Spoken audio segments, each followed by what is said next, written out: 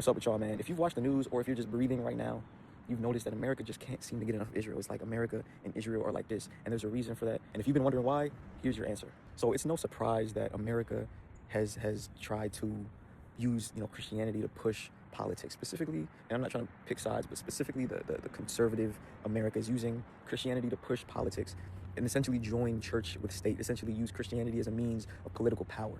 Now, there's a reason for that. There is a Christian evangelical view called, or the modern view accepted amongst Christians, known as premillennialism, which is an eschatological, I forget the term, but it just means last day events. They think that Jesus is going to come and set up a kingdom here on earth before the biblical 1,000 years takes place.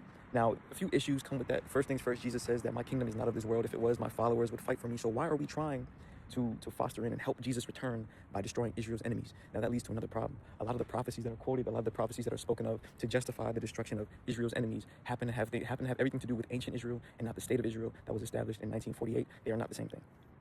A lot of the prophecies had to do with the pre-exile nation of Israel to Babylon. A lot of the prophecies had to do with the pre-destruction of Jerusalem, Israel, in 70 AD. Not 1948 Israel, the state of Israel, which was a political move. That's a problem. The second thing is, it seems as if we are joining church and state, man, using religion to gain political power, a political means of power. And all that does, if you didn't know, all that's going to do is lead to like an image of what the Pope did, papacy did for 1,260 years, 1,260 years, known as the Dark Ages.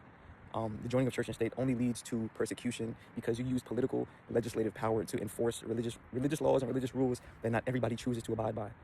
So yeah, if you've been wondering why it seems like America just loves Israel, it's because evangelicals who are backing Donald Trump have taken it upon themselves to help Jesus return by destroying Israel's enemies and fostering in a time of peace.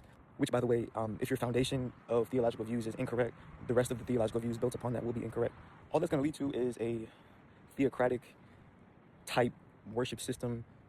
That, again, Jesus said, my kingdom is not of this world. There's no such thing as a Christian nation. That's just not how it works. He's not trying to establish a Christian nation here on earth. So yeah, man, that's why, America just can't seem to get rid of Israel. That's why, America loves Israel so much, because they're trying to foster in Jesus' return. And I don't know if we don't realize this, Jews don't even believe in Jesus Christ.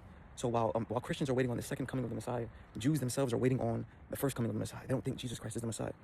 So whoever does come, remember, Jesus says, if people say, here I am or there I am, do not go, because that's not me. The Bible says that the devil himself disguises himself as an angel of light. Satan himself could come in that place and pretend to be Jesus Christ. Anybody can pretend to be the Messiah. Jesus said, my kingdom is not of this world. If it was, my followers would fight for me.